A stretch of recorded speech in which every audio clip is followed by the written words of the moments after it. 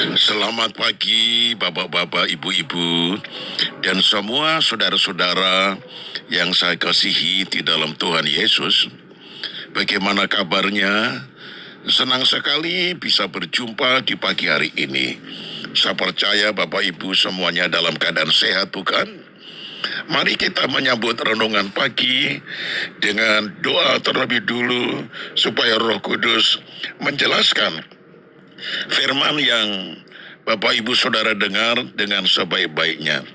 Tuhan Yesus, ketika kami mendengar sorga, yaitu suara gembala, biarlah Roh-Mu yang kudus menerangkan pikiran hati kami, agar supaya kami memahami, mengerti akan firman yang diberitakan, dan kami akan melakukan apapun yang Kau perintahkan kepada kami, sehingga hidup rohani kami mengiring Tuhan akan memperkenankan Engkau.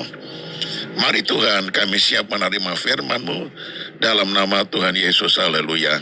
Amin.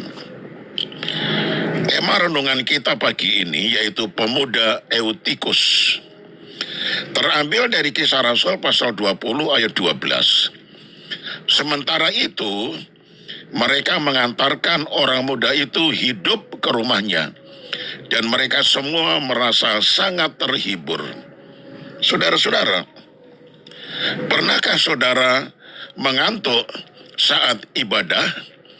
Jujur kita jawab, pernah atau mungkin malah sering. Apalagi kalau jam ibadahnya di siang hari, benar-benar tak bisa ditahan rasa kantuknya.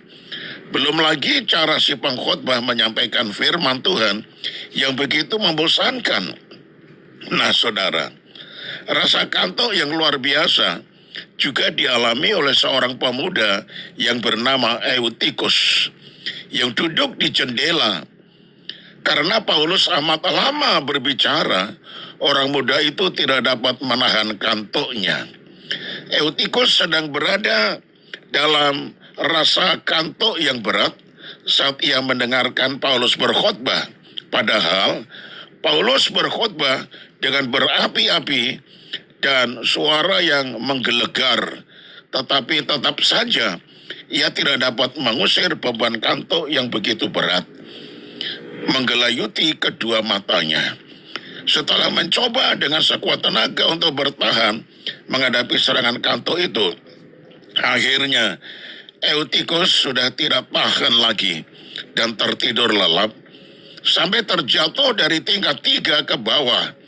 Melihat kejadian ini, semua orang menjadi gempar. Oh, ia pasti mati. Rasul Paulus merasa bertanggung jawab atas musibah yang menimpa Eutikus ini. Simak pernyataannya. Jangan ribut, sebab ia masih hidup. Kisah Rasul 20 ayat yang ke-10. Mengapa Paulus begitu yakin bahwa Eutikus masih hidup? Pasti Paulus tidak asal bicara. Ia bukannya tidak tahu cara membedakan antara orang mati dan hidup. Iman inilah yang membuat Paulus merasa yakin bahwa pemuda itu hidup dan dapat dibangkitkan lagi. Ada tertulis, iman adalah dasar dari segala sesuatu yang kita harapkan dan bukti dari segala sesuatu yang tidak kita lihat. Ibrani 11 ayat yang pertama. Paulus sedang memperkatakan iman. Iman memampukan seseorang menentang alam logika manusia. Dengan iman, Paulus percaya meski segala sesuatunya belum terlihat secara kasat mata. Dan terbukti Eutikus bangkit kembali. Itu bukan karena Paulus, tetapi karena iman yang ada di dalam diri Paulus. Nah saudara, sebagai orang percaya kita pun harus belajar memandang dengan mata iman. Iman di sini bukan sekedar untuk mempercayai bahwa Tuhan Yesus adalah juru selamat, tetapi juga iman untuk menghadapi segala persoalan yang terjadi dalam kehidupan kita. Nah saudara, mari kita jalani hari ini dengan penuh iman kepada Tuhan. Yakinlah bahwa tiada yang mustahil bagi Dia. Namun sebagai satu pelajaran yang lain adalah ketika saudara sedang beribadah ataupun mendengarkan khotbah, mari duduklah di kursi yang disediakan. Jangan di jendela. Memang kalau duduk di jendela itu, perhatiannya terpecah menjadi dua. Ya, yang pertama, perhatiannya ke dalam mendengar si pengkhotbah, tetapi karena duduk di jendela, separohnya dia memperhatikan apa yang terjadi di bawah. Apalagi di bawah itu pas jalan raya. Saudara melihat ada orang lagi lewat, lagi jalan, lagi santai, ada yang lagi lari. Sementara saudara juga mendengarkan khotbah. Jadi perhatian terpecah. Nah saudara, ketika kita beribadah mendengarkan firman, fokus kita hanya satu, kepada pengkhotbah.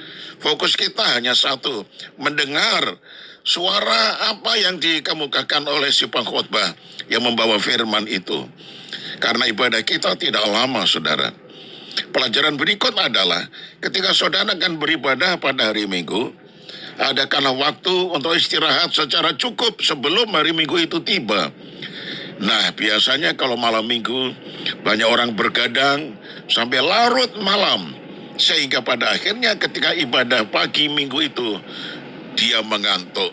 Berikanlah waktu yang terbaik untuk Tuhan. Jangan sampai kita hanya separuh-separuh untuk beribadah oleh karena kita lebih cenderung untuk berfoya-foya pada hari Sabtu sore, yaitu pada malam Minggu, daripada kita bersiap-siap mempersiapkan diri, misalnya tidur lebih awal karena besok adalah hari Minggu, sehingga hari Minggu itu saudara dengan semangat mendengarkan khotbah tanpa ada rasa takut. Nah saudara, mari kita satu di dalam doa. Tuhan, ampunilah kami kalau kami ketika ikut ibadah tidak konsentrasi sepenuhnya, mengambil tempat duduk yang seenaknya bagi pikiran kami. Ada kalanya kami duduk paling belakang, ada kalanya kami malah duduk yang jauh, mungkin karena penuh kami duduk di jendela. Tuhan, biarlah kami mengambil posisi supaya kami datang tidak terlambat. Dan ketika kami datang tidak terlambat, kami mengambil tempat yang di bagian muka, sehingga kami bisa menatap kepada si pengkhotbah dengan fokus 100%. Tidak ada gangguan kepada yang lain. Terima kasih banyak Bapak. Namun kami menghargai iman daripada Paulus, yang pada akhirnya anak muda yang bernama Eutikus itu tidak mati tetapi dapat hidup oleh karena kuasa Roh Kudus yang memakai Rasul Paulus untuk mendoakannya. Segala hormat dan pujian hanya bagi nama-Mu. Kami menyerahkan sepanjang hari ini. Tuhan jaga lindungi, pimpin dan berkati kami. Semua anak-anak kami, Tuhan jaga lindungi dan pelihara. Bahkan semua urusan kami dalam pekerjaan, Tuhan buat kami berhasil. Kalau ada jemaat yang masih sakit, tangan Tuhan terulur menjamah dan memberikan mujizat kesembuhan ilahi. Segala pujian hormat bagi Engkau. Dalam nama Tuhan Yesus kami sudah berdoa. Haleluya. Amin. Nah saudaraku, sampai bertemu esok hari dan tetap semangat. Amin.